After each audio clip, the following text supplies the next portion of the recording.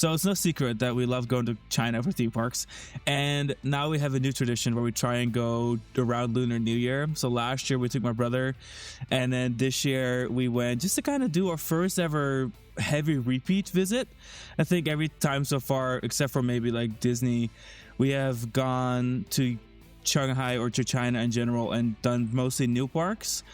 And even though we did a couple of repeat visits for like Happy Valley, Wuji Land, parks that are kind of nearby, this is the first time I think we did like a lot of repeats, but there was some new stuff in there too. So yeah, we went to Shanghai last week at the time of recording, and while we were there we visited some parks in Jiangsu and a lot of parks in Shanghai itself. Shanghai is actually quite massive. That's how like we can visit so many parks that are actually not that close to each other but are still in Shanghai technically, like Legoland, which we visited alongside Happy Valley. So that was like our fourth Happy Valley visit together, or our fourth attempt.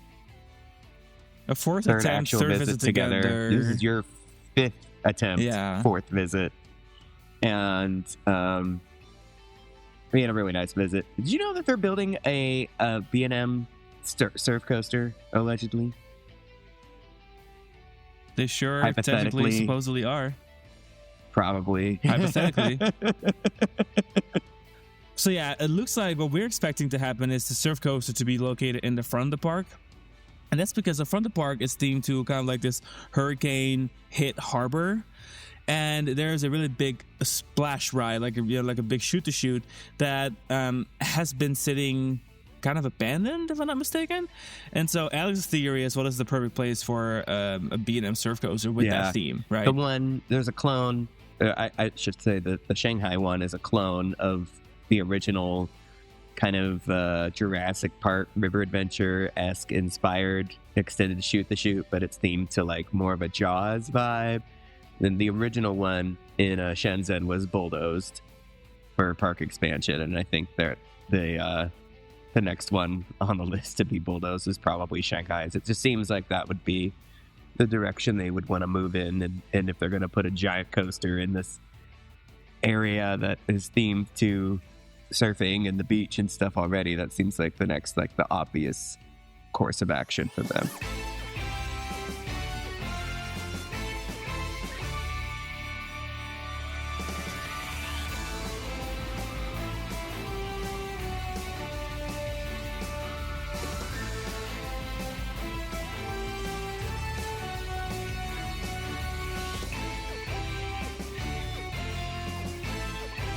And a very good morning, good afternoon, good evening. My name is Sean. This is Alex. And you're listening to another episode of Coaster Kings. And today's episode is, as you already mentioned, all about Shanghai theme parks, Jiangsu theme parks. I think we spent 8 days on the ground, maybe 9 days on the ground in China. And what started off was just like it was going to be an annual little Lunar New Year visit. It turned into like a big repeat visit for a bunch of theme parks. And so this time around, we it was a 9-day trip. I have it in my notes here. So I already forgot. So we did a couple parks in Jiangsu. So we started our trip with Hua'an Fanta Wild, Glorious Orient, which is located pretty much in the, I would say, northwest corner of Jiangsu province. So definitely the furthest park for a day trip I would ever recommend out of Shanghai. We did Shanghai's People's Park Amusement Park, Shanghai Century Park Amusement Park. We did Suzhou Amusement Land Forest World, Legoland Shanghai, Happy Valley Shanghai, Shanghai Haichang Ocean Park, China Dinosaur Land, and a little kiddie fair that was right next to it, and Shanghai Disneyland. Now, most of these parks actually already visited before. Either one of us have visited before, we both have been before. But today we're going to talk about just the parks you can find within the Shanghai city limits, which include People's Park, Century Park, Legoland Shanghai, Happy Valley Shanghai, Shanghai Haichang Ocean Park, and Shanghai Disneyland. And then make sure you tune in for a follow-up episode to this for all the remaining parks in the Jiangsu province. But today we're going to focus on just Shanghai stuff. And I'm going to have Alex start off with a new park for us both, new park in general. Legoland Shanghai was I think kind of like the sort of the focal point for this trip, because I think it was the only major park that was new for both of us. No, I guess Hua'an was too. Focal point for the Shanghai area parks for sure. Because everything else in Shanghai was kind of just like repeat visits and get credit runs and stuff. But this is a brand new park in the immediate Shanghai area that just opened in July 5th. And even though it's in the Shanghai city limits, Shanghai proper is a huge city. It's a what is it called? Like a province level city? Well, so it's a tier one. China has 4 tier 1 cities, and tier 1 cities are actually kind of the size of a province, but they are all one big city limit, and they have their own version of a sub-government that kind of has more power than a city would ever have, but it's kind of like on a provincial level of power. So those cities include Beijing, Chongqing, Chongqing, and Shanghai. And so therefore Shanghai is massive, and it's almost like the districts are laid out, I would almost say, is like little regions, because the district this is in, Legoland, is really like an hour and a half from the city center, pretty much. It's a long car ride, or you can take a train, like a high-speed train from Hangzhou, which is already in the west part of the city, southwest part of the city, and take it all the way south to a local train station that has a high-speed train stop, except for it doesn't run as frequently, which is why we opted not to do it. But that's just kind of to show you how far away from the city it is. You don't see any skyscrapers nearby. In fact, it's kind of funny when you show up at the park, it's like this little shopping area and this theme park and resort hotels in like the middle of farmland. It's the only thing higher than 2 floors for like, pasture. You know, like the dogs running around on the fields, pasture. And like the house is drying out their clothes. And then there's like the super flashy and curly, brightly colored like Legoland. The contrast is very fun, actually. Yeah. It's kind of hilarious. So yeah, to get there, you can either take a Didi, or you would have to go via metro to one of the train stations, either the South Railway Station or the Hangzhou Station, and then take a train to the appropriate train station, which in 1 second I will pull up for you because I have forgotten the name of it. So please hold. Yeah, all that to say that, like, even though this park is in Shanghai, and that is an accurate statement, it's not like a theme park where it says that it's in a city, but it's really, you know, in a nearby local suburb city. Yeah, it's the Jinshan North Railway Station. If you ever go, Jinshan North Railway Station, and then there's a couple of trains from Shanghai train stations that go there. It's just depending on where you're staying in the city, it may be easy to take a car. Like if you're in the center of the city, like we usually use the Shanghai Railway Station, the original in the city, and there's not even a direct train. You have to go through Hangzhou Station or South Railway Station. Yeah. So long story short, get a Didi. I think it takes about the same time. It's a really beautiful setup though, and the shopping center that they have, like the mall, sort of indoor-outdoor shopping with a couple of hotels and stuff. It's a really nice little bubble that they've got set up there. This is like, my first impression was really positive when we showed up there. So the drop off for our Didi was in the garage underneath the resort. So we just kind of saw it, and there was like people guiding traffic, because it really just, we were on little farm roads for a while before we got there, and then there was kind of a backup of cars being directed into where I needed to go. And when we popped up from the escalators into the shopping area, it was very nice, vibrant. It was lots of highbrow store brands. It felt like the quality of construction was pretty nice, and it was really colorful and well maintained. Like when the park kind of sits in the middle of the shopping street / mall, it's outdoor, and then when you walk and turn a corner to the park, you have that giant Legoland hotel. But it all just seemed very nicely manicured, set up for large amount of crowds. It was definitely like operationally, I found it to be second in command when just like handling the crowds upon arrival, kind of like to Disneyland. I feel like they definitely handled it better than like Universal, for example. So you can definitely tell that they knew what they were doing, and they were definitely ready to be like the big box secondary operation to Shanghai Disney in the area. You can really tell that they were going for that same vibe, and money wise, it costs about the same. Unfortunately, like all Legoland parks, they're quite expensive. This is no exception to the eyebrow raising sticker shock of like going to a Legoland park in the States. Although I think for roller coaster enthusiasts, the China Legoland parks are a bit more enriching than some of the other Legoland parks.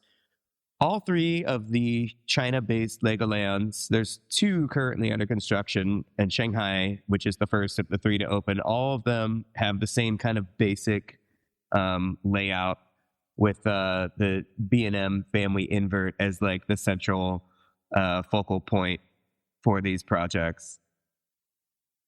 And if someone wants to know the pricing here real quick, we paid for 2 tickets, not including our front of the line pass that we purchased separately.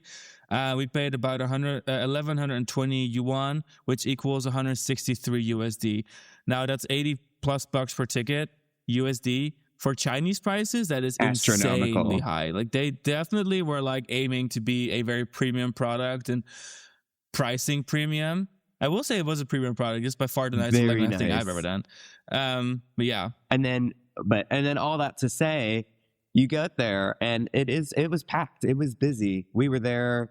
It was packed. I mean, it was Lunar New Year weekend. It was Lunar New Year. Spring Festival weekend. So we expected there to be people there, but there was definitely no lack of people. And I would say that for the most part, crowds were handled pretty well. But like I said, the focal point for these Chinese Legoland parks, the B&M family invert, that is like the nucleus of the whole operation, that was like a 2-hour wait. So luckily we were able to go in and buy the little fast passes for it. But it's just more expense on top of your already expensive day of being at Legoland Park. I guess we do a quick overview of the park. So like Alex said, the nucleus in the center of the park sits this Legoland mini world that's indoor, and then around it goes the big Lego coaster, which is the inverted B&M family coaster. And then on that same little island, there's a couple of outdoor mini land things, but majority of it's really indoor. And it is all themed to Shanghai, Jiangsu, and a little bit of Beijing, but it's really themed to the local cities, which I find really cool because that means that all the other Legolands they're building in China, which there's a couple more coming, are going to be also themed to their own provinces, which is going to be cool. And I think for those that are visiting from nearby regions, we'll really appreciate seeing like Suzhou, Wuxi, Changzhou all represented there. It's kind of cool, like the cities in the Jiangsu region. And then on the little island, there is a observation tower, which is the only Legoland that has an observation tower. And it's honestly a great fit. We rode it twice. It was fun. And then that little island is actually surrounded by a boat ride. We'll talk about the Legoland boat tour later. And then around that is another midway. It's just like a normal full circle midway around the park. And that midway features all sorts of land. So you have your Ninjago land, you have your like medieval dragon land that we see at most of the parks. And then you have a Chinese special, which is the Monkey Kid land, which is just it's a popular Legoland or Lego franchise in China. So they have their own land for that. And then you have your usual, there's a water park, and then you have your Heart Lake, Lego Friends City, Heart Lake stuff City, that I'm not really familiar with, but Lego City. And then the entrance plaza. That's pretty much it. That pretty much covers the themed area. So that's like the general overview of the park. But the flow of the park is it's a great flow. I think some of these Legoland parks that we're used to, like Windsor, Florida, those are parks that were previously other parks. And so they've kind of Legolanded their way into a pre-existing infrastructure. But because this park was designed and built as a Legoland, everything you do in that park feels deliberate. Yeah. It feels well designed, thought out, crowd friendly, and so it felt to me a lot less hokey like than Legoland. I'm used to kind of like the Legoland feeling, kind of pieced together always. That's kind of my experience with Legolands. I have only been We're like so 3 much or 4, more familiar with Legoland in Windsor and Legoland in Florida, both of which were repurposed from. And even California feels real strange. Yeah, like layout wise. So.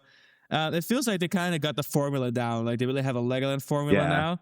And I know they've been building a lot of Legoland, so it makes sense that they've kind of perfected the formula. But for the Shanghai location, I think the formula is the other two, perfected. the Sichuan Legoland and the Shenzhen Legoland, I believe, follow the same basic layout and themed areas, but with just like the one in Shenzhen has like a launched B&M family wing coaster, and then the one in the Sichuan province has a Mack spinning coaster that's in the Ninjago area. So it's nice to see them doing like these next-gen Chinese concept parks with like a lot of purpose-built infrastructure and a lot of like a good flow to it. And then also building unique roller coasters in each one. It's a nice perk for people like us.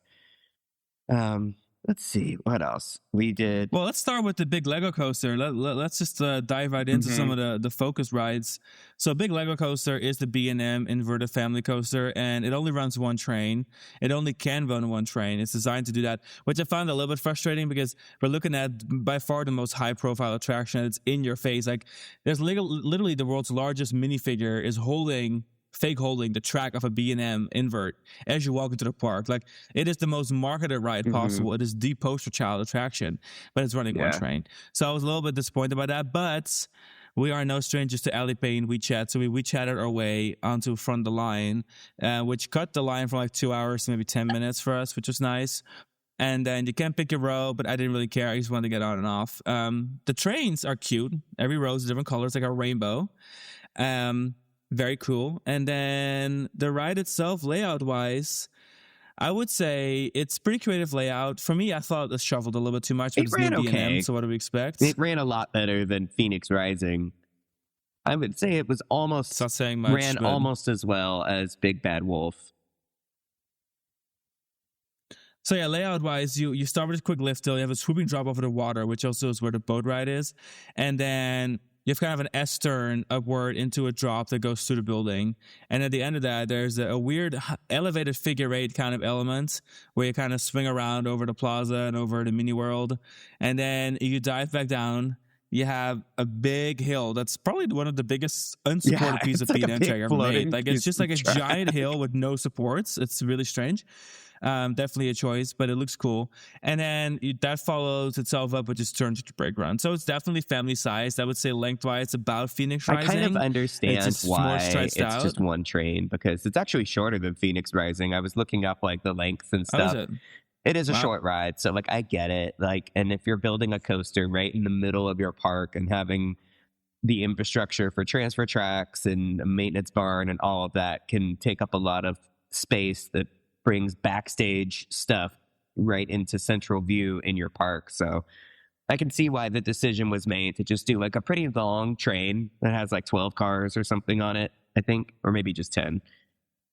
Is it 12? I think 10. I remember thinking like, oh, it's a long train at least. And then it's really not that long of a coaster. It finishes up pretty quickly. So like, you know, I get it. But yeah, it's a cute ride for what it is. And dispatches were decent enough for us to shortly consider maybe there was two trains. It wasn't until we got to the station that we realized, okay, really, it's just one train. Thematically speaking, the ride is mostly outside, so it doesn't do a whole lot. However, the trains themselves are kind of cute. You know, they're themed to these trains that are tinkered together with Lego pieces, and then they're quite colorful. I would say it's not my favorite ride at the park. It's definitely, again, like the marketable thing, but I do prefer. It's almost more there for the vibes. Dragon. Like, as it's a pleasant ride, it's a likable ride, but I think it's almost kinetic energy, more enjoyable as a focal point for the park, like a showpiece, like a big piece of scenery that you can ride. Whereas Dragon, the focal point coaster, the real focal point coaster for not just this Legoland, but like every Legoland park, the Dragon is literally like, that's their Space Mountain. Which is kind of funny because I felt like this one felt particularly tucked in the corner. It was like you walk into the park and all you see is like the boat ride and the Sky Tower, and you see the big Lego coaster and then the big Lego Mini World Center, and there's a lot to see, and it's very pleasing in that sense. But then you don't even see the Dragon coaster when you walk to the park. It's not until you get into the medieval area that you see this massive Gerstlauer. Zero. A massive Zero that it's really the star attraction of the park, in my opinion. That's it's true such a solid of, like, ride. all of the Legolands too, because except for maybe Legoland Windsor, because like the medieval area is kind of the local color. It's like local history. It's like they're all kind of tucked to the side, I think, because like the theme and the color palette and stuff isn't as attractive as like classic rainbow Lego color language. So like it makes sense, but it definitely like dominates that side of the park. And like all Legolands, you have the Dragon, which is like the major coaster, and then Dragon's Apprentice, which is a little teeny tiny like Zamperla family gravity coaster next to it. And we did both. They had Fast Pass for both, actually. It also saved us some time. I mean, it was crowded. It was busy. People were People were there, but man, there's a lot of rides at this Legoland. Classic favorites like the little horsey pony ride that's also in the medieval area with the dragon coasters. They have 2 tracks for it, and like the drive it yourself boat ride in Lego City, also 2 tracks. Like they've got it. I think they've got it down to a science as far as like what they expect from their attendants and what they're trying to hit with their attendants.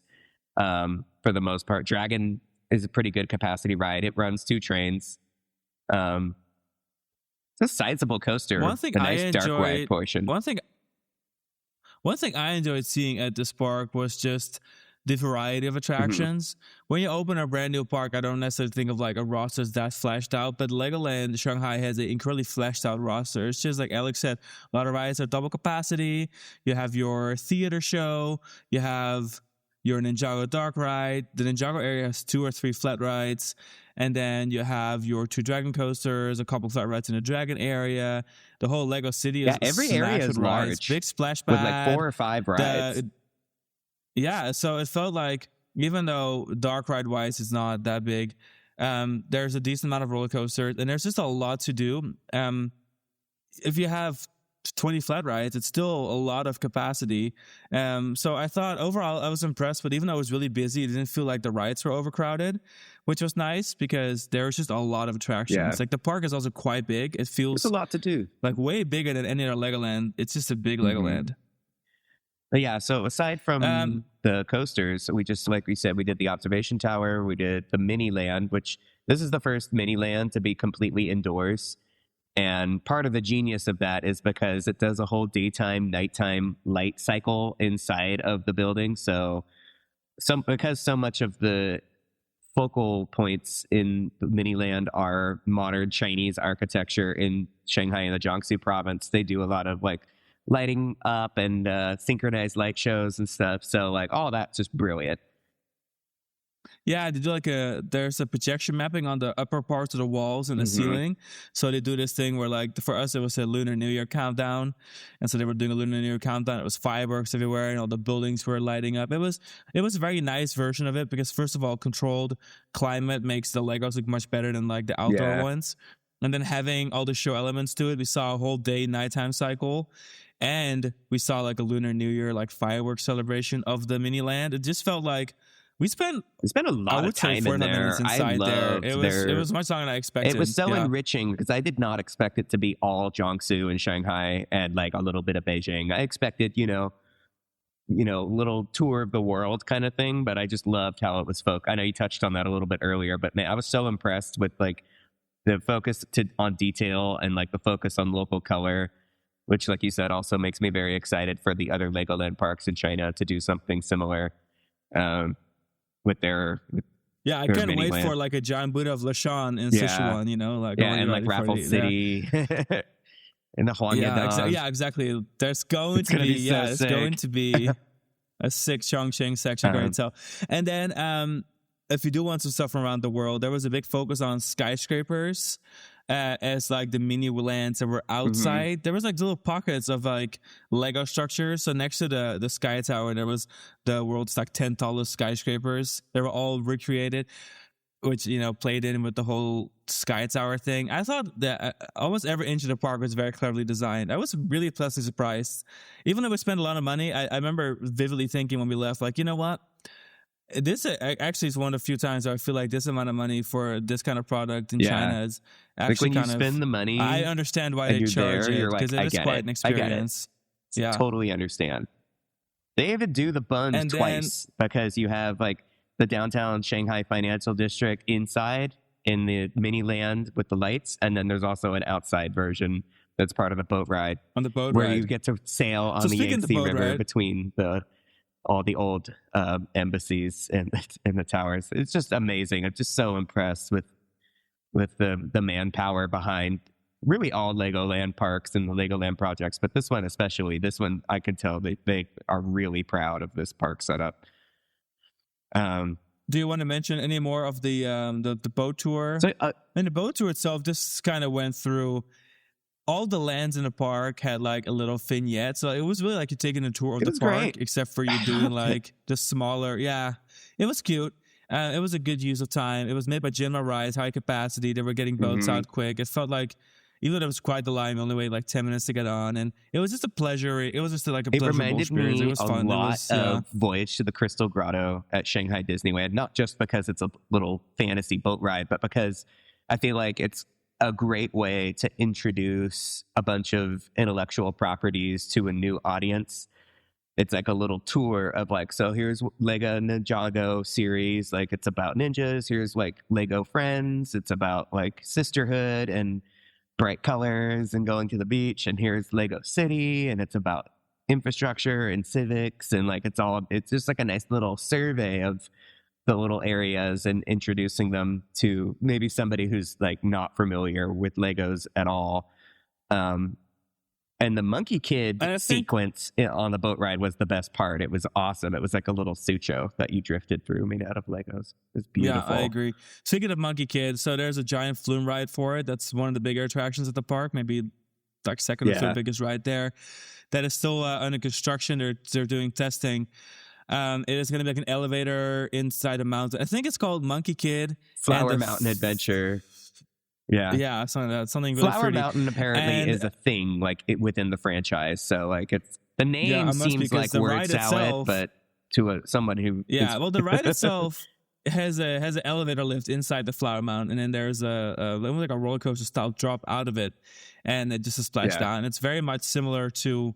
I would kind of equate it to Plopsaland de Panne. 100%. They have that max splash ride where like you leave the station and do like a 180 twist in the elevator and then drop out of the tower on top, and then that's really all there is to it. Then you just sail back to the station. I think it's kind of be similar to that. Maybe a dark ride section too. Yeah, there's like a level. Everything is same level, like Jungle Cruise, kind of flooded lagoon sort of style, except for like there's no elevated flume portion or coaster track. It's literally just the elevator up to the drop and then immediately dropping down, but still a really cool looking ride. They had some technical problems that delayed the opening, and then it got into winter, so then they decided to just push the opening into spring. It could be opening any month now. I know that it's been running with model citizens. That's what they call it. That's what their staff members are called, model citizens. Yeah. It's like it's been testing with model citizens, so people are writing it, and I think it's a credit, so they have to go back. I will say the whole elevator single drop flume ride kind of thing is actually quite popular in China now, because we just did one in Dinosaur Land. We'll talk about that Dinosaur next episode. Land has two. And then that's true, they have two. And then we did one in Dragon Valley in Nanjing, and this has one. I feel like it's kind of the preferred way of doing drops now. You just elevate them straight into the drop. Those I don't hate it. I think it's space efficient. The Duck Goose Surfs Up rides are all elevator lift hills. No, Duck Goose is a lift hill. Well, one of them, no. I mean, there's a lift hill, but they also, the first half of it has an elevator. The one mine had an elevator in Guangzhou. Yours had an elevator. Mine did not. The Wuxi one that you rode does not have an elevator. Wuxi did not. Anyways. Anyway, so that is it for Legoland. Let's move on. We'll do a quick little jump into Shanghai Disneyland. So first of all, we had to extend our trip by a day because miraculously Disneyland just sold out. You might think that we're which experts we had never had to deal at with that all of before. this, but like we make rookie moves with the best of them. Because we've always bought our tickets like a few days prior or like the night before. It's never really been an issue, because usually Shanghai Disney does this like surge pricing where they'll double the ticket price on busy days just to like keep crowds manageable. But it was the first day I think pass holders were unblocked after Lunar New Year, so the park just got haywire. It was sold out. So then we tried buying tickets to a third party that said they were still available. They're like, let's just give it a shot. And of course we got, I had to reach out to them. I was like, my tickets aren't confirmed. They're like, oh yeah, the vendor stopped selling them to us, so we cannot give them to you. So then we decided, you know what, okay, screw it, we're gonna just go to China Dinosaur Land for the day, and then we'll extend our trip and go to Shanghai Disney the next day, which we did. And it was the only rainy day on the trip, so that kind of worked for us in favor, because if there's a rainy park you want to go to, Shanghai Disney is going to have everything running, and it's still a decent experience. The day before, and part of that was weather. It was still busy though. It was still pretty busy, but it was nothing compared to the absolute insanity of the day prior, like 3-hour lines for everything. And because it was so rainy, Alex's shoes flooded, so we had to get new shoes for Alex. So Alex we went shoe shopping in little Disney town next to the Skechers park. store. Anyway, very nice pair of shoes, I must say. Very happy with that. We bought a Premier Access package and we bought early admission. So we always buy early admission. It's like the best kept secret at Shanghai Disneyland. It's you don't have to deal with the crazy security, switchbacks, and all that. You just kind of go in through a side entrance and wait for just one little part of the queue, and then you can enter the park. Sometimes up to 90 minutes early, depending on how early they open up the gates, but technically an hour prior to park open. And it's enough time to get a ride on Tron, Pirates, and Zootopia or something. Like, if you really like manage your time well, you can really get a good few rides in. So we always do that. So we bought it this time too. And then we also bought a Premier Access package because the tickets that were still available, I think, included the packages, and then they gave us like a discount to buy 2 packages or something. I forgot exactly what deal we got. We got a deal. It was a good deal. Yeah. So we bought the Premier Access package, which was kind of nice because it allows you to do a lot of rides that usually have long lines and we would otherwise kind of skip. Like, we don't do Seven Dwarfs Mine Train often there unless we have like Premier Access for it. So that kind of worked. And then we rode Tron, rode Zootopia, Seven Dwarfs, rode Soaring, Roaring Rapids, Pirates of the Caribbean, Crystal Grotto, Peter Pan, Buzz Lightyear, and Challenge Trail. We did a lot. We covered a lot of ground. We did a lot. And Tron we did twice because we did Tron at night too. I will say we did conclude that Tron in Orlando is more polished. And therefore currently our favorite. I have a better overall ride experience at the Magic Kingdom one these days. Yeah, which hasn't always been that way. But yeah, in fact, we're going to go ride in a few hours from recording this because, yay. And I will say, though, I have to give mad respect to the Shanghai Disneyland team, the merchandising team, because they are always bringing out new Tron merchandise. I don't even know where to put it anymore. The entire office is filled with Tron merchandise, but every time we go, there's another bag full of merch we need. Another 800 yuan, 1,000 yuan to be blown with merchandise. So this time we got like a wallet, there's new pins, new keychains. And it's funny, you brought up a good point. It's not like there's any other rides in the park that get a lot of ride-specific merch. Even the really popular rides like Zootopia and Pirates of the Caribbean have like generic Zootopia and generic Pirates of the Caribbean merch, but not really anything that is that specific to the ride. And then you have Tron, which like everything says Tron Light Cycle Power Run on it. Like it is squarely. Or Light Cycle Run, because some of it actually is old merch from the US that they borrowed. But most of it is specific to China. And then they love their little plushies and their keychains and their like bag chains. The little Labubu style purse charms. Yeah, so now there's like every Disney character from like the classic like Goofy, Mickey, Minnie, Pluto series of people. They all have their own, and the big, and like all different versions of their own little Tron outfits, and they all have their own keychains and their own pins. So it's like almost like double merch. You have a bunch of just like regular legacy Light Cycle Run merch, and they have got a lot of merch that includes other Disney characters wearing the merch, wearing Tron outfits, being in the Tron universe. So I'm not complaining. Historically, I would have been like, oh my God, Mickey in a Tron outfit. It's terrible. But I'm just at this point, any Tron merch is great because Magic Kingdom is depleting their Tron merch incredibly fast. So it's just nice that Shanghai Disneyland, every time we go, which every few months, they just bring out a new super merch. I always expect to go and be disappointed at that gift shop and think like, okay, it's been like 10 years. Like eventually they're going to stop ordering custom merch for this ride and the gift shop is just going to become generic Tomorrowland. But no, like every year, every time we go, and it's stuff you can only get in that shop. Like you really have to buy it there because you will not find Tron merch in the main gift shops at all, with the exception of like the ride pin, maybe some of the Tron outfit purse charms, but then like that's it. The Tron sweaters we got and like some of the unique Tron keychains. They have a Tron purse, handbag, wristlet, wallet. I mean, there's like 7 or 8 mini ears stuff that with they like selling, this the quality on them, and it's nice. They had chocolate bars. We got Tron Light Cycle Power Run chocolate bars, little ones in big bags. And so that's the one thing that I really want to talk about this particular visit is just like the appreciation for that, because having seen the merchandise just dwindle at Magic Kingdom, it's so nice to see it alive and well in Shanghai. And let's see what else we got to talk about. Well, Zootopia has now been open for, God, a year and a half, 2.5 years already. Yeah. Time flies. 2.5, maybe like 2 years and a few months by the time I'm recording. I want to say Zootopia opened in the spring, but I don't remember which calendar year.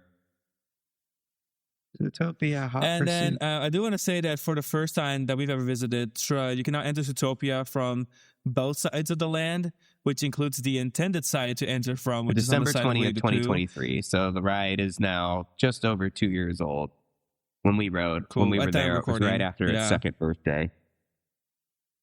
So now you can actually enter Zootopia from the Winnie the Pooh side of the park, which means that you can actually get the Zootopia entrance sign and like The the actual backdrop front of the area. like the skyscrapers are there. That's really the way you're meant to enter it. But they were putting all the the waiting areas to get into the land on the back side of it. So it's kind of nice. You can actually go in from both sides now. I'm sure there's still days where you can't, but on our visit, it was the first time ever. It was not busy enough to do a timed entry system, so we could just walk in and out both sides, which is nice.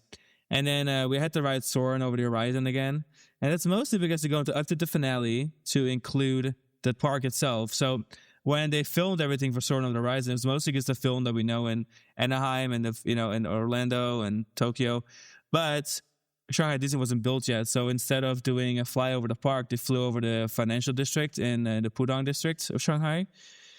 So now they're going to debut a new scene on the ride that is the actually flies over the park, and that's going to be the new finale of the ride, and that's going to debut when they add a third theater. So they're building an extra theater for it to increase capacity by 50%, and it's going to be nice because the ride's always busy. It's always has a long line, and we actually waited this time because we wanted to ride that final scene one more time. Plus we had fast pass for like everything else, and because it was raining, like once we had hit and quit a bunch of like rope drop rides and gotten lunch and stuff, and then or breakfast, I should say, and then it was raining, and we were like, well, let's do Soarin'. Like, what the hell? Like, we haven't ridden it in years.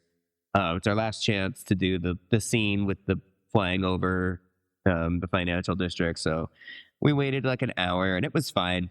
It was worth it. And then, yeah, also while we were in that area, we really did the Adventure Isle. Like, we did all of the attractions in Adventure Isle this time because, of course, we did Roaring Rapids. So you had a particularly good ride on Roaring Rapids this time. We really did because we didn't get wet, and we saw the giant... We were facing head-on the Korak audio animatronic, which is an amazing animatronic, but there's a good chance that when you're riding, you won't get that good of a view of it based on the orientation of the raft where you're facing. So... I've had it before where like I didn't see the thing at all. I was like, damn. I think I remember your first ride. You were like, "What?" Like, I didn't even know what I was talking about. And then we did, the Challenge Trail. We did the River Rapids ride side of the Challenge Trail this time. Historically, we've done the waterfall side, which is like the focal point side. Now we've done both. I like this side better than you like this one better this time. It was both. They're both I just felt like there was more to it. There's a third one that is an enigma. Sean really wants to do the third one. Well, third and fourth one. There's another set of two. And it's kind of themed to going through this mine and going over like a Mayan temple. But that's been blocked off and it's not been open in years. So it's still all there. I just really hope that maybe one day we can actually go and maybe they'll reopen it. I just don't think they can handle the capacity. I think the problem is that they cannot get people suited up quick enough and get them onto the tracks to use all four, so they just use two in the mountain, which I guess is the more marketable side. I'm impressed that the attraction that it still runs, to be honest with you. Like it seems to have been fairly successful, and I was very skeptical when they did it because like it's basically a blown up version of Dollywood's Ropes Course attraction that they ran for 3 seasons and then replaced with Fire Chaser Express. So I'm impressed. It's just nice to have something so unique at a Disney park, and it really is a cool experience. Like when you do it, I like doing it. Yeah. And let's see. So, well, Pirates, of course, was always amazing. I don't think I ever had a bad ride on Pirates. Is still number one. And then Spider-Man's coming along nicely. If you kind of walk around, you can kind of peek and you can see Spider-Man track is being, constructed in many places all at once. And you can kind of tell exactly where the entrance of Spider-Man's going to be because as soon as Zootopia opened, the flooring on the backside of Zootopia and connecting Zootopia with the rest of Fantasyland has always had that kind of... it's like very Tomorrowland. What would you call it? I guess like Adventure Campus-y, like the hexagons and on the ground. So you can kind of tell, okay, that's definitely the pavement. And that's also where the midway has a break in it. And there's like clearly a new entrance to something. So that's where the entrance to Spider-Man is going to be. And I'm excited for it. I don't know if this is really the park that needed the mini lands. I would say Zootopia is a fleshed out land, but the way that they're going to approach Spider-Man is going to be like a tiny little kind of adventure campus kind of land, very small with just a coaster going around the land. I have faith in their setup. I'm just hoping that it won't feel like too much of a hodgepodge out of place, right? Of themes. Yeah, because I feel like doing a futuristic, brightly colored coaster between Zootopia, Fantasyland, and Pirates, like I just don't know if that was really going to fit. I probably would have rather seen it. Originally, it was planned to be on the backside of Tomorrowland. I think it would have probably fit better there, but it maybe not as marketable. And who knows, maybe they're planning another big attraction next to Tron that we don't know about, and that's why they moved it over. I think another phase of Zootopia is inevitable. The second Zootopia film was a titanic success, and they have an expansion pad for the Zootopia area that's behind the Winnie the Pooh ride. And the midway even leads to it. They have the entrance to the Zootopia train station that right now is just a big facade with like screens to make it look like trains are coming in and out. But it's designed to look like you can like walk right through it. And I think that eventually they'll add another ride there and give Zootopia another e-ticket. If there was ever an area to do that for, this is the one. This is the one. And then overall, we had a good visit. We never had a bad visit at Shanghai Disneyland. I think. The rain got annoying at the worst end, of days, but like whatever. What are you gonna do? It didn't rain at all on the most important days of the trip, where like rides were operating contingent on weather. So it was the right day to do. I guess we're going kind of out of order, but one of our days early in the trip, it was kind of our city day. The weather was nice. We had a couple of, just strolls through the city. Because I will say going into Shanghai during Lunar New Year is nice because it's not busy. Most people have left the city to go home, to go see their family. So just like last year, it just felt kind of chill in the city. Except for the North Bund has been ruined, but that's a different story. The North Bund used to be like a super chill part of the Bund. It's very developed. Everyone has figured it out. It's amazing. And now everyone's at the North Bund. And just in a year and a half, that place just blew up. We'll never forget our first North Bund We'll never visits. forget our quiet North Bund visits. So we visit two little theme parks on that day, including People's Park. People's Park is it's kind of like in the center of Shanghai. It's right between Tomorrow Square and People Square, and it's where there's the really big metro station that connects 3 lines. I think it's like line 2, 1, and oh god, 4 line. Anyway, so there is an amusement park that is in a little park in the middle. So between all the skyscrapers, there's like a nice little forested park with a couple kiddie rides, and including a coaster that we rode. Funny enough, we had seen the coaster a couple of times. In fact, we had a view of it from our hotel room a couple of years ago. We were staring right at it, and then we just like never rode it, and now we rode it. So that's good. We needed to get on that. It's a cute little ride. It's a surprisingly large coaster. It's a Jinma ride, and it has the Jinma kiddie coasters have surprisingly comfortable trains, like accommodating for adults, and like they have these bicycle style handlebars in the lap bars. This one was not that one, babe. This is a different ride. Am I thinking of the other one?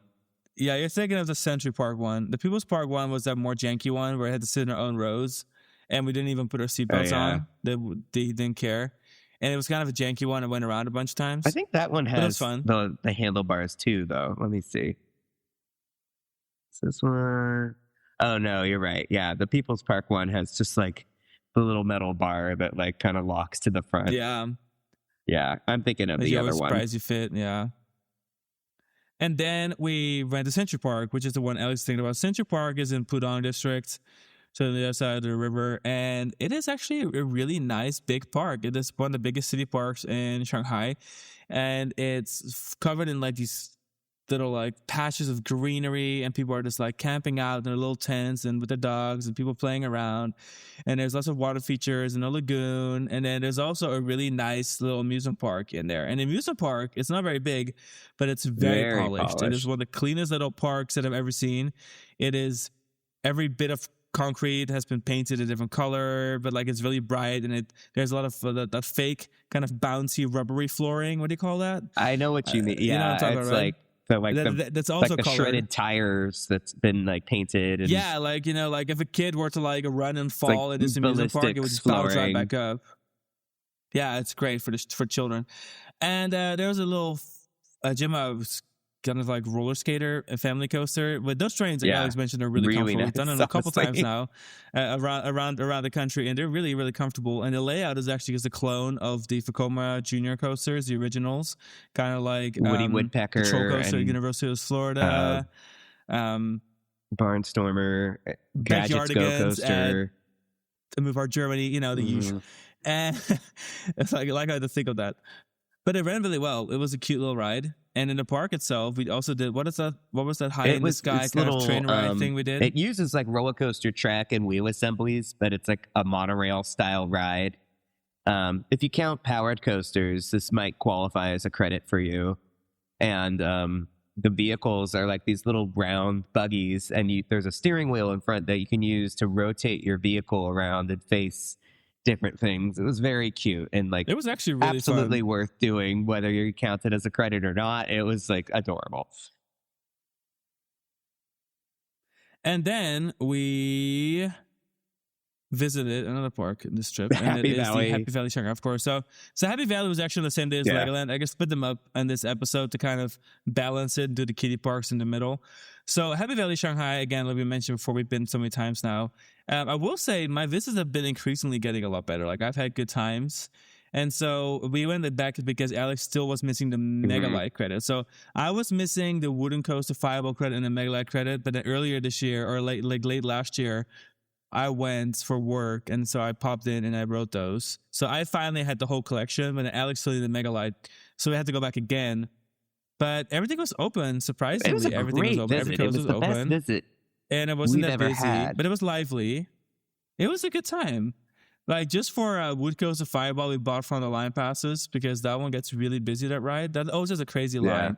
And you can there's like a big machine at the entrance, and it's really easy. You stop what you want to do, you scan your QR code on Alipay, and boom, it prints out this little ticket. And then you take that up to the right, like on sort of queue for front of the line. So it's a really easy system. I will say the front of the line pass system at the OCT parks is by far the smoothest of any of them. Like you don't need a mini app, you don't need any of that BS. You just you show up, you scan your payment code, and that's it. Like it's that easy. It prints out a little ticket. So high credit to Happy Valley for that. There's not, Happy Valleys are definitely in the upswing, and that's one of the things I think they fixed nicely.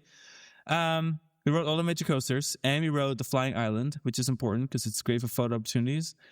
Wood Coaster Fireball, great as always. I am a big fan. I'm usually not that, I don't really care about wooden coasters much, especially when they're not GCI. I just love my GCIs.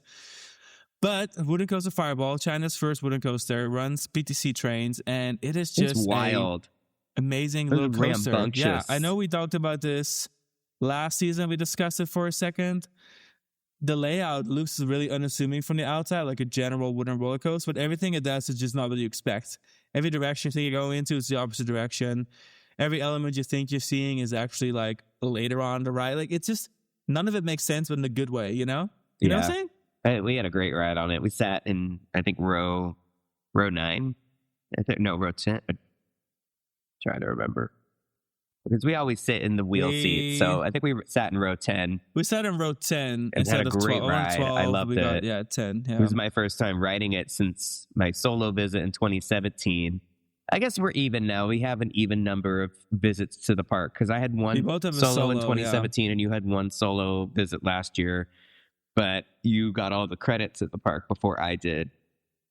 That one time that we went together in 2019, where like Wood Coaster Fireball and the Megalight were down. That was kind of a weak visit, but all of your visits have trended up since then. And like obviously mine have too. Well, definitely because my first visit was canceled because it snowed. So it really went from like snowed out to half the credits closed to like full credit run to a repeat full credit run. So I got 4 attempts. You have 4 attempts. Yeah, okay.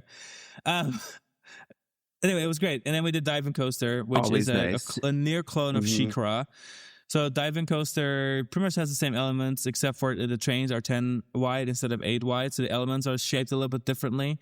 And then because it doesn't have to clear like a maintenance road and the back end of it, instead of having like a quick downward helix at the end on like we found on Shikara, it actually does almost like a curve down to the ground. Yeah, it has a real drop. Like it's another drop. And then it dives upward into the brake run. So it's a very different approach to Shikara at the end. it's not as polished. I mean, SheiKra is a beautiful ride, beautiful station. I mean, those bridges for every row on so SheiKra, cool. stuff like that is Iconic. insanely cool.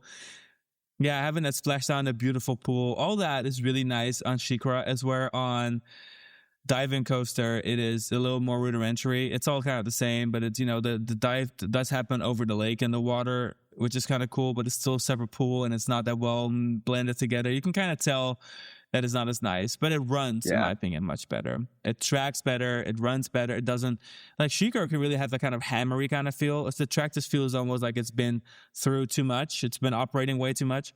That's where Diving Coaster is smooth. It's smooth sailing the whole way through. Easy ride. No shattering, no bouncing. And then after that, we rode Blue Moon Speed, also known as Megalite, which is a very satisfying credit for me. It was awesome. It ran really well. We got some cute pictures. It's been painted fairly recently. That whole Shangri-La area of Happy Valley has seen a nice set of upgrades. It's so nice to finally have this credit. Especially, we rode the Happy Valley in Chengdu also has a Megalite, but that one has these weird fighter pilot harnesses that they added after the fact that don't really do anything. They're just kind of a nuisance. For whatever reason, this Happy Valley, it's not an issue. So we rode it. I think we rode in the very back, had a great ride on it. Just wonderful. I like Megalites. I don't think they're quite as like be all. Some people talk about them like they're just exquisite. And I mean, they're really, really fun, but like I've ridden 4 of them now and they're all good. They're like worth riding. I think if we had one in the United States, people would maybe calm down a little bit about them. I think part of their fascination, part of the allure is that they're not very accessible. So we only have them in like Japan, China, and Scandinavia. There's probably others, but I will can't say remember. About the little Megalites is that they are, like, if you look at the amount of space they take up, they do a lot. They have a great first drop. They have really great positive and negative Gs. Great laterals. I understand the hype. I think for most parks where they're at, they're just a really great fit. Funny enough, for the Happy Valley parks, they almost feel like they are like second tier because they've got big dive coasters or hyper coasters or whatever. But yeah, I do like them. But it's not even my favorite instrument in the park. My favorite instrument in the park is actually Mine Train Coaster. Because Mine Train Coaster is the most underrated little coaster. Well, only a little, it's big. So this ride used to be like a big mountain, and then they took away all the rock work and they turned all the concrete pillars into this like steampunk theme, and actually it works. It's fine. You can see the track much better now. But the ride itself is it's forceful. It's helix filled. It has a great steep drop. It is long. It is just like, it is a great little steel coaster that runs really well. I think it's hard to explain. Awesome. It's so good though. It's such a good ride. It's technically a clone of Mine Train Ulven at Bakken in Denmark, but it doesn't feel like a clone because the settings are so different. And I don't remember the one in Bakken running this well. It just runs great. And we rode it a couple times just because it's you don't have to wait really. They're kind of just sitting there waiting to fill the train with people. So as long as the train's in the station, you pretty much walk right on. But yeah, a lot of fun. A really underrated, intimate ride. We also did the Flying Island there next to it to get some cute views of this and other attractions at Happy Valley. It's a huge park. It's a very, very big park. I don't think people realize Happy Valley Shanghai is massive. It's just big for the sake of being big, which is, for me, it's like if you're trying to get stuff done quick, it's a little bit of a nuisance. It makes me yearn for like Happy Valley Nanjing, which is like super condensed with 5 coasters. This park is like the size of Shanghai Disneyland. But yeah, it was a great time. We had a great visit. And we also did the family invert, the B&M Junior invert as a refresher since we did the one at Legoland the same day. I will say, if you sit in the back row of the family invert there, squarely, it's super snappy. Off the first drop. That drop is super snappy. Other than that, layout, I don't know, it's never really done much for me. It really is small. It really is like a Vekoma clone almost, except for a little bit different shaping. I will say the upkeep of that station and stuff is definitely older generation Happy Valley, because I will say OCT Happy Valley Parks, they've really upped their game when it comes to like quality of construction, theming, colors, like it all is. It's much improving. Food and beverage much improved. But then this ride really feels like it's stuck kind of in when it was built, which is quite a long time ago at this point. What was it? Yeah, it was part of this like second phase, like post Shanghai Disneyland era 2009 construction for them. Oh, was it that late? With the big indoor aquatic themed area of the park that used to have aquariums and like lots of fish exhibits and stuff, and all of the fish and stuff have been moved out. There used to be a lot more live animal exhibits and activities and stuff in Happy Valley, and I think OCT has put all of that behind them because it was they were never particularly so good at doing this sort of thing with the live animals and like having parrots and stuff. I mean, Night Valley, OCT East was especially hair-raising when it came to that sort of stuff. So all of their animal care stuff has been converted into more decorative exhibits and things in the aquarium area, and it's probably for the best. That's 100% for the best. Yeah, I think the parks are upswing. I mean, the restaurants, like I mentioned earlier, food and beverage is so much better now. There's a bunch of restaurants and food stands and experience. Yeah, we went to a little place. We had like a little a snack. It's called Sago. It was like a custard red bean tapioca snack. It was nice. It's the most Asian and we saw thing some ever. kid climbing the fence at the Wild Mouse. And for a second thought he was climbing into the right plot, but he was just climbing to get towards the restroom. It was certainly a view. And like Alex already mentioned, Happy Ocean, which is the area the family inverts in. It's at least all the animals are gone, which is half the work. I think as the only part left of the park, I think that really kind of needs like a little refresh. But I'm sure it's coming. It's also the newest part of the park. Everything else has been touched. It has been redone. I mean, the old Shanghai looks nice. The Shangri-La area looks nice. Everything looks pretty good. Yeah, everything has been touched up. Happy Time, which is the circus themed area that has Woodcoats and Fireball, looks good. It's all been improved. Everything is in great shape, feels lively. And like we mentioned earlier, we expect that B&M surf coaster to come to the park. Once we can confirm where it's at, we will obviously post about it online and stuff because we're excited. But I would say that there's a good chance it's there, or it's in Happy Ocean because it which could is make right sense. next to it. I could see them using this as a springboard to reimagine Happy Ocean. Now that they don't have Happy Ocean animals, right now is mostly just a giant building with nothing in it that used to be an aquarium. So maybe they're going to put the B&M surf coaster there. That's possible. But yeah, Happy Valley Shanghai, guys, if you are in the area, I think the OCT parks in general are worthy of a revisit. I think they're kind of finally, they really were always known to be with the Sunac parks. Kind of like, Sunac parks used to feel nicer. Like now they're struggling. Yeah, they were always the undermaintained parks, the like build it, no maintain it, stuff not operating kind of parks. But then our recent visits to the Happy Valley stuff has been good. They've been investing a lot. Like the parks in the Guangdong province, the Shenzhen parks, they've been getting complete redesigns, a bunch of new rides. The park OCT East is getting complete redesign where they have the wood coaster in the mountain. So things are on an upswing, and then I think they're usually pretty lively these days. Is where I'm much more concerned for the Sunac parks, like Alex said. The Sunac parks not a good locations. At least the OCT parks are usually in city centers. Like I don't know how they afford that, but the Shanghai park, Beijing, Chengdu, Shenzhen, Nanjing, Chongqing, not so much, but Shenzhen, those are all in like actually in the city. Like they are easily accessible. They are not far from city centers. That's where most of the modern parks, like Sunac parks, even Legoland, like a lot of parks are being built far outside the cities. I guess because OCT was in the game first, and OCT is also a company that builds a lot of housing developments. They build these little, the typical Chinese copy high rises, little communities. They built those. So I guess maybe that's why they're also in city centers, because next to Beijing, Happy Valley, there's an OCT town.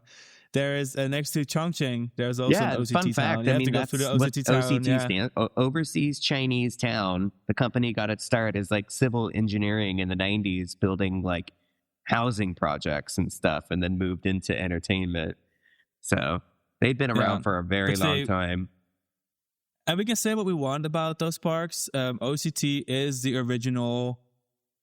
That it really is the original company for the Chinese regional park. So I'm glad to see that they're surviving and they're doing well, they're thriving, and they're improving their products. But at the end of the day, even if they weren't, they were the original. They brought the concept to China. If it wasn't for them, I don't know how quickly the market would have moved, because they were really like, I would say they blazed the trail. Happy Valley park. Beijing and Happy Valley Shanghai were a cultural reset.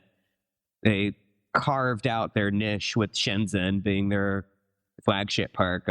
and kind of figuring out what direction to go in with stuff, and then bringing these concept parks to Beijing and Shanghai really dictated the direction that regional parks would go in. Parks like the Sunac Parks, Wanda Parks, Fanta Wild all followed in the direction that Happy Valley was leading. And then in return, they kind of get inspired by one another, because then I think Fanta Wild came into the picture, and Fanta Wild really quickly stepped up their game from being just another regional park to really becoming a destination kind of company.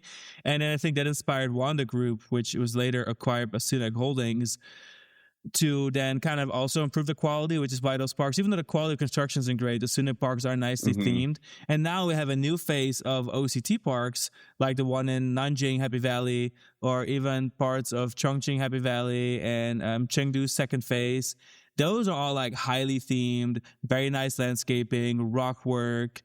You can really tell that they're all kind of moving each other up into like the current generation of Chinese theme parks. So I've been finding it very interesting to see that trend. I just hope Sunac will survive, because again, they're struggling. I don't know by the time this episode comes out, because we are pre-recording this. Who knows what the story is? There's no guarantees that Chengdu Sunac Land will ever reopen. There's no guarantees that any of the existing Sunac parks will remain where they're at. We can wake up tomorrow and Guangzhou Sunac is gone. Like that's. And then I had to re-record the whole thing. And then last but not least, speaking of parks that are not super well maintained, Shanghai Haichang Ocean Park, which is located in the outskirts of Pudong. When you think you've been to Pudong, you haven't truly been to Pudong until you went to this park, which is somehow still an hour towards the ocean away from the city, even though the city, I don't know, I feel like that park is way further away than anyone thinks it is. And now it's so developed. That whole area around it is going up. But you think like... And the park is not going up. But you think like, oh, Pudong, like Pudong Airport's there, part of downtown's in Pudong. Shanghai Disneyland. Shanghai Disney is in Pudong. And then there's Shanghai Haichang Ocean Park. And that is like on the furthest on the corner other side of the airport, where there's like a huge gap of nothing. Way in like, I would say like southeast corner of Pudong. Like as far away as you can be from the rest of Pudong. But either way, once you're there, that little resort area that's in is actually really glowing up since we last visited. But last time we were there, we were like in the middle of nowhere. It was like a bunch of streets were built. We came up out of the metro station and we're like, wait. There was nothing here. It was like, there was little KFC K coffee hut that we weren't coffee even sure and was ice cream, like licensed KFC or not. wagon. And then we just walked a couple blocks until we found the resort, and then it was that. But now it's really well developed. One of the biggest resorts in China is there now. It's really cool. There's like this, there's a couple of towers, and then between, it's like indoor ski resorts. There's a giant indoor ski resort, a couple of hotel towers, and between the hotel towers there is a sky ride. I mean, like the coolest thing, like there's a giant water slide like, up attraction. And there's a giant water slide of a volcano like, on top of the resort. It's so massive, it makes everything in Shanghai Haichang Park feel like very small and insignificant, which the park isn't that big to begin with, but having a giant ski resort, a 5-star whatever luxury resort next to it, makes Haichang Ocean Park seem kind of dwarfed. But they're doing well financially. They are, I think it's a kind of a Chinese success story. First of all, they were the first park in China to house orcas. So that was kind of like their claim to fame. And I will say that's like the only thing in the park that's actually kind of nice is the orca setup.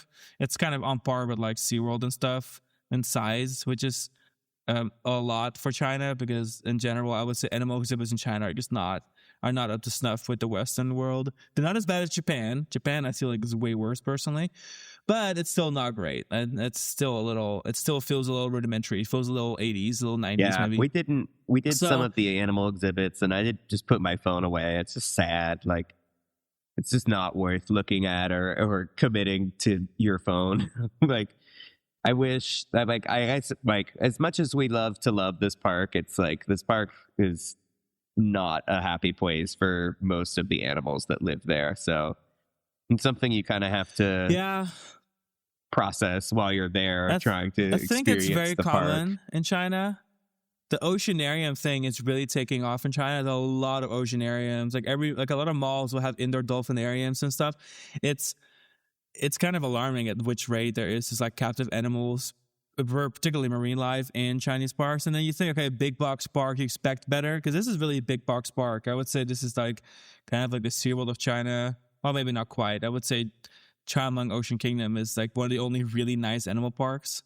out there, and even their second gate I hear questionable things about. We're going to investigate. By the time this episode launches, I think we may have already been to the second gate because we're planning on going in a few weeks, so we'll find out. But either way, animal wise, it's not the greatest setup in the world. So if you go to this park and you are going to explore some of the animal exhibits, breathe in before you go in and realize that like the standards are different. Like the beluga setup, for example, is in this dark building and it's just 2 glass panes with 2 belugas in between it. There's no room. It's not great. It's not great. I don't want to hype it up. It's not great. Like this park is fascinating, but we don't want to give it more credit than what's due, because for what does work in this park, there's a lot of stuff that's not working. In the animals. And I think because our views have changed, because when we went the first time was in 2019. So it's been almost 7 years between visiting this park. And so when we first went, the park was brand new. And even then, we already noticed a lot of construction quality issues. We had a lot of black mold. It just felt like it was very cheap to construct it. But also, it was 7 years ago. So for us, it was one of those things where, we were actually still relatively new to China. I think it was both of our third visits to China. Maybe your third or fourth, mine third. It was early in our China stuff. Yeah. Now we've been to China so much, but it was so early. So I think we're more impressionable. The park was brand new. We had less to compare to. We hadn't even been to exhibits. Ocean Kingdom. I remember feeling like the exhibits were kind of small, but they had fewer animals in them. Now there's more animals. The animals have bred and led to higher numbers, or they've acquired more animals. But the exhibits are the same size, and suddenly they just feel so small by comparison. And they're not very enriching either. I mean, I'm not saying that like the parks in North America have enriching enclosures, but it feels particularly stark there. Whereas in North America, I think the standards are just a little bit higher. Anyway, long story short, the animal exhibits are not all that. I think there's a couple of exhibits that are decent. I think the orca setup again is pretty and the equitable dolphin to setup the US. Isn't bad, but the outdoor part isn't bad, but there's a lot of indoor, because most of the dolphin stuff is indoor, which is like projection mapping, colorful fountains. It's definitely like so not for a dolphin. Like, I don't know. I don't even know why we're talking about any of this. I guess you have to just know, like, if you're going to go for still dolphin, that's out great. Of the way, because it's like, yeah, like the rides are cool there, even though they murdered off our favorite dark ride there, which those are great, but then the park itself is not that great. The quality of construction, the upkeep, it's really bad, honestly. And the animal exhibits, I wouldn't say it's the worst I've seen, but it's definitely not great, except for the orcas again. I think it's okay, the orca stuff. So let's just move on to the rides and forget about the animals. If you don't want to support like animal stuff that isn't high quality, then I would recommend you skip this park. If you can look, if you want to hit and quit the rides, that's worth the trouble. Don't even bother with the animal exhibits. Maybe the orca show, but like any of the walkthrough animal exhibits, unless it's like an aquarium, unless you do like the jellyfish and like the reef tanks and stuff. But any of like the penguins, don't do the penguins. Don't bother with the sea lions and the walruses and the belugas and any of that, unless you're just going there to like educate yourself. I guess the biggest trick is if it's Arctic and it's not a killer whale, then don't do it. Everything else is fine. Also in the Arctic area is what was originally intended to be a train ride through the North Pole, like a Polar Express style. When we went, it hadn't opened yet, and little did we know at the time that it was never going to open. And they replaced it with a walkthrough themed to dinosaurs. So you walk through an audio animatronic dinosaur. Literally on top of the track. They built like a boardwalk on top of the train tracks. The train is still there. In fact, it is so bad. The train is parked in the station on the maintenance track, and instead of moving it or dismantling it, they built boards carefully around every inch of the train. And then you just walk onto the whole entire train track and then back, which actually I will say was actually kind of fun. It was a neat experience, really but also very what the fuck. It's high up, a quintessentially Chinese experience. And then something similar happened with they had a great dark ride that went through their primary aquarium, their big shark tank and stuff. But I guess somewhere along the way, they decided the dark ride had too much overhead or whatever. So they chopped the dark ride. So they ripped the whole dark ride out. Turned it into a walkthrough exhibit, which admittedly the walkthrough is really good. And the tanks and stuff look really nice. But most of the building is no longer used for the dark ride. You can tell that it used to be something else. And we were walking through it, and it like dawned on us as we were walking through that like the dark ride was gone and we were walking on top of it. It's like the feeling you get when you walk through Adventures in Imagination with Figment on like some of these raised board areas where there's like track from the old ride underneath because they butchered it. It's very similar to that feeling, except that there's absolutely no ride left to speak of here. It's sad because it used to be better. It used to be, okay, have a dark ride that then goes through the aquarium with like a giant tunnel with the dark ride vehicles go through. It was really cool.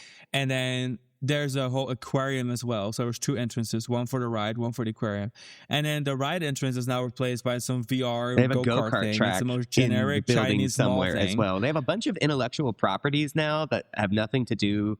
It's like they have Ultraman. Yeah, what's that one again? Ultraman is like very central to the park experience now. It's like, okay, whatever it takes to be profitable. Yeah.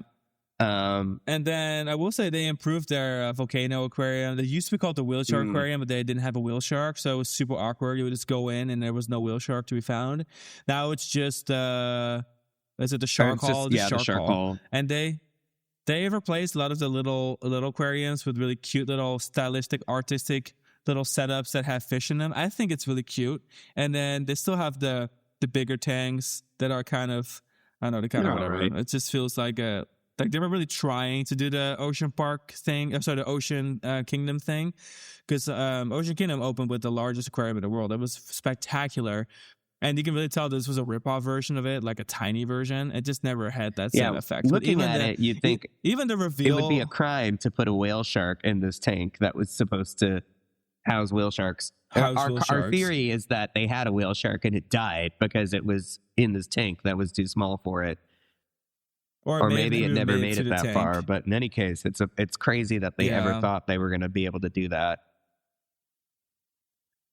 So again, animal part of things are not great. And then you have, and it's just interesting because I feel like aquarium science isn't that difficult. Like by the time this park was built, it's not like SeaWorld hadn't been around. It's not like Challenge Ocean had already been around. There's been incredible George Aquarium, like incredible aquariums around the world that are really high tech and include sand floors. There's not a single aquarium in this entire park that has any sand on the bottom. And I'm like, that is almost like a basic standard of any aquarium around the world now, where like there is like coral reefs and there is, even if it's fake coral, it's concrete, even if it's there's sand, all that, and animals use that. And then you go to this park and there's not a grain of sand to be found. I'm like, what? Like it's 2026 at this point. Like there's just no excuse for it. So again, animal side of things, it's just like this park is overrated on that, except for the orca part again. And even then, the orca exhibit is not like it's spectacular. It's just a normal orca tank. It's just, it feels like sizing is similar to Orlando's orca setup. Anyway, we need to talk about the rides. What few rides that they have left, they have 2 major ones. The Steel Dolphin Intamin multi-launch coaster, which is like a little baby Velocicoaster, and that's really fun. We really enjoyed our rides on it in 2019. Yeah, it really is a fun ride. And it was great to ride it again on this visit, even though it was raining off and on. They got the coaster open, and that was nice. And then the kiddie coaster we rode this time for the first time. It was on our 2019 visit, car 2 of the kiddie coaster had derailed and was laying in the grass, and the rest of the train was valleyed in the middle of the ride. So it's nice to see it under better circumstances this time. The highlight, I think, for me was the lava drifting, lava rafting, the Whitewater West. So this park water slide has hybrid. A unique it has a Whitewater West water slide rapids hybrid. That's like a bunch of slides connected with rapids and lift hills around the park. And it is a concept that they introduced to the Chinese market. And for a quick second, they were all biting. And there's one in Wuxi Sunek too. It's not as big, but it's similar idea. But the one in Haichang Ocean Park really is like a legendary attraction. I think that is one of the things about that park. That's one of the few things that we'll get a long line, even when the park wasn't busy and like it was like waiting to get people onto the coaster. And it was still busy.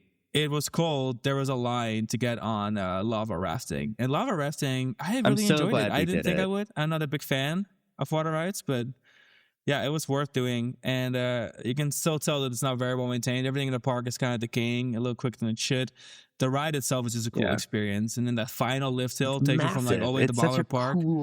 All the way up to the volcano, and then you have a couple more slides after that. First you have a slide, and then you have an elevated splashdown, and then like an elevated kind of river rapids part, and then you have another slide section after that. It's a big finale. Yeah, this one we didn't have time for in 2019 because our 2019 visit, we were also flying out to Hong Kong that evening. So like we didn't want to get wet. Guangzhou, but yeah. So I was really glad that we went back to Ocean Park, even though, I mean, I was really glad that we went back regardless of how it went because it satisfied a lot of curiosities that we had about how the park is aging.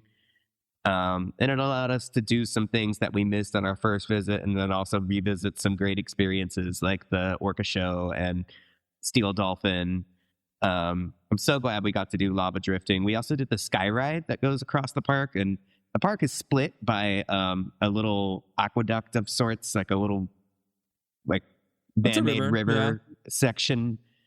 And so like the sky ride goes over the river area and like across the two sides of the park. And so like that was nice to do. We saw the dolphin show, so which the was setup fun. is interesting. So they charge for it. They charge for the sky ride.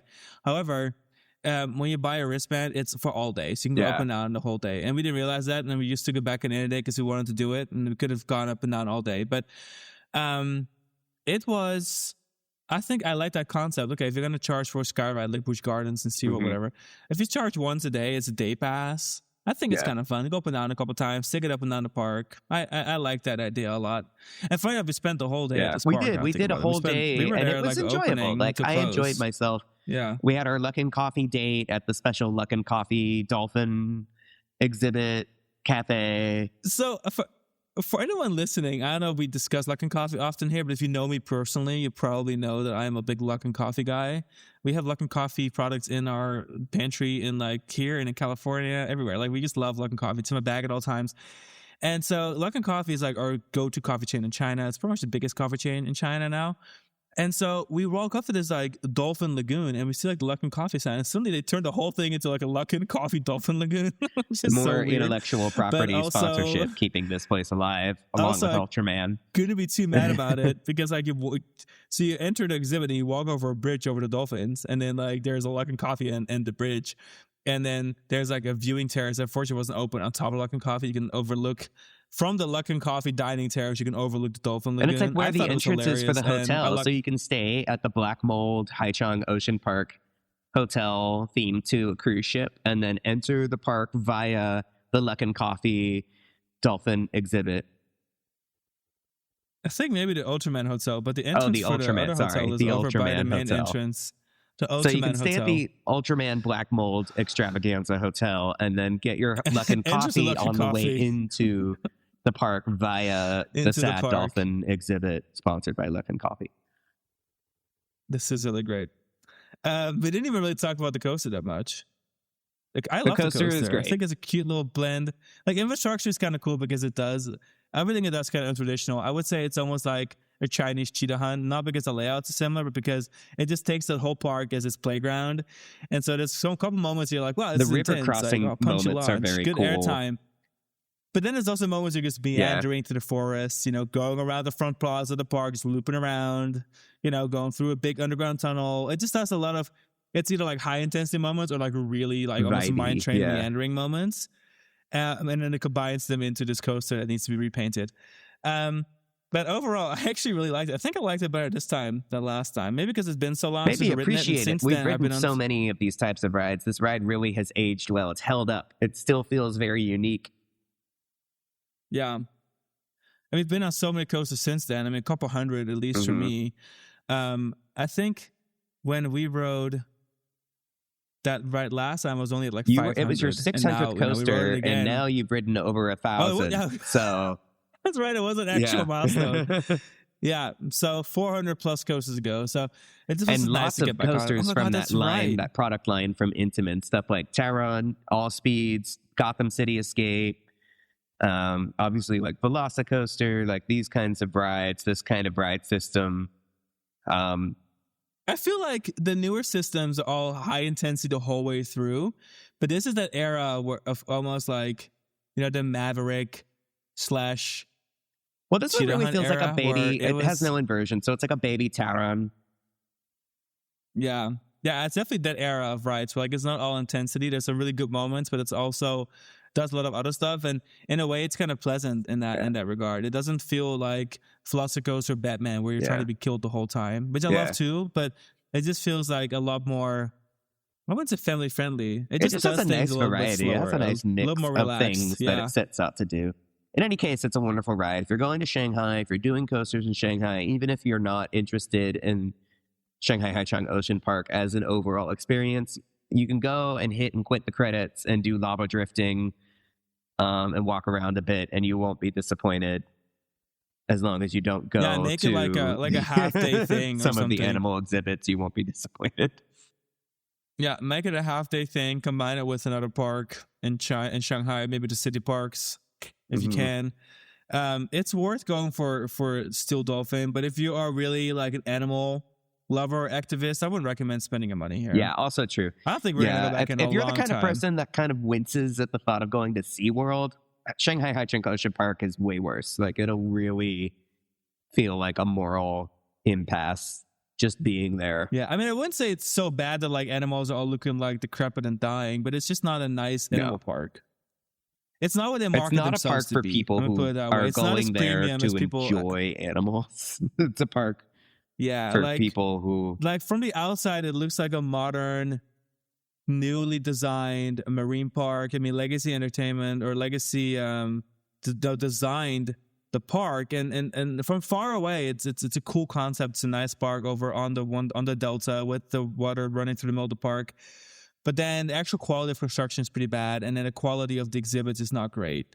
So it is not what a modern park should be. It's not absolutely terrible. Again, I've seen way worse, unfortunately. But if you're an animal lover, you're not gonna love this park. You're not gonna be like, wow, this is a great institution. It's not a great institution.